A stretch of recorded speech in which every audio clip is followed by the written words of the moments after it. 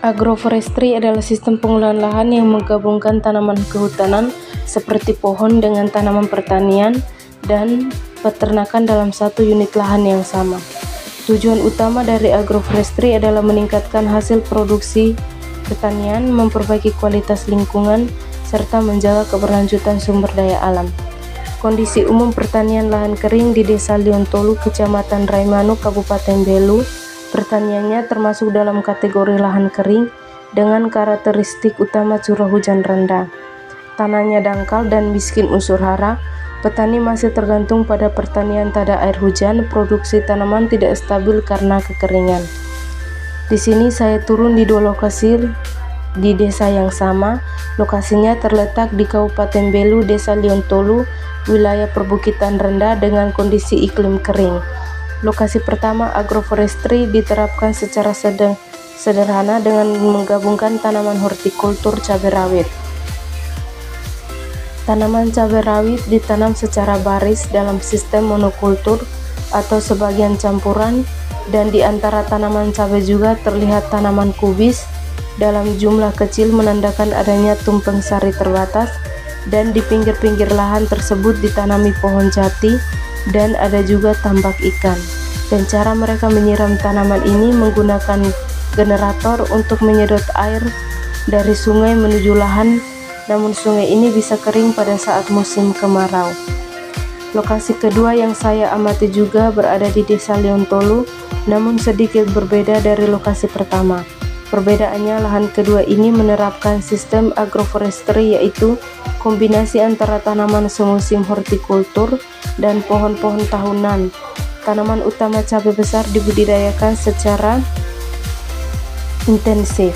Sistem tanaman modern dengan mulsa plastik hitam perak untuk mengurangi penguapan air, menekan gulma, menjaga kelembapan tanah. Di bagian belakang lahan ditanami pohon pepaya dan juga pohon jati menandakan keberadaan unsur kehutanan. Pemasangan ajir atau penyangga untuk menopang tanaman menunjukkan adanya budidaya intensif. Namun di lokasi kedua ini tidak ada peternakan. Sedangkan di lahan kedua ini cara mereka menyiram tanaman juga sama seperti lahan pertama, menggunakan generator untuk menyedot air, tapi airnya dari saluran air. Jenis tanah di lahan pertama, tanah terlihat coklat tua dengan cenderung gembur, dan jenis tanah ini termasuk jenis tanah latosol atau mediteran yang umumnya ditemukan di daerah Nusa Tenggara Timur. Di lahan kedua juga jenis tanahnya sama seperti lahan pertama, yaitu tanah latosol.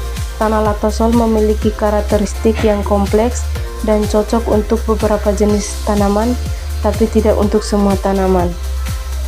Jenis tanaman dominan di lahan pertama budidaya cabai rawit secara terbuka dengan tanah terbuka tanpa mulsa, dan di sekitar lahan juga terdapat pohon jati. Sedangkan lahan kedua tanaman dominannya budidaya cabai besar atau paprika dengan sistem mulsa plastik, dan di sekitar lahan ada pohon pepaya dan jati. Dua lokasi ini memiliki masalah utamanya yang sama, yaitu kekeringan menjadi kendala serius terutama di musim kemarau karena rendahnya curah hujan dan tidak meratanya distribusi air. Usulannya di lahan pertama untuk menggunakan mulsa plastik hitam perak, sedangkan di lahan kedua tanaman kacang-kacangan dan pemupukan organik, dan juga sistem irigasi hemat air, penekanan irigasi tetes atau pompa tenaga surya untuk menggantikan generator berbahan bakar, membuat kolam untuk menampung air hujan.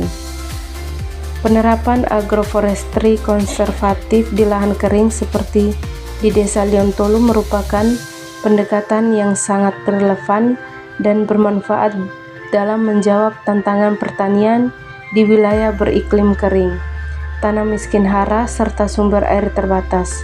Kombinasi antara tanaman tahunan seperti jati, pepaya, asam, dan tanaman semusim cabai, jagung, kacang tanah yang dilengkapi dengan teknik konservasi tanah dan air seperti penggunaan mulsa, irigasi tetes, pemupukan organik, dan embung air terbukti mampu mengurangi risiko erosi dan kekeringan meningkatkan produktivitas tanaman dan pendapatan petani, memperbaiki struktur dan kesuburan tanah, menjamin keberlanjutan pertanian jangka panjang secara ekologis dan ekonomi.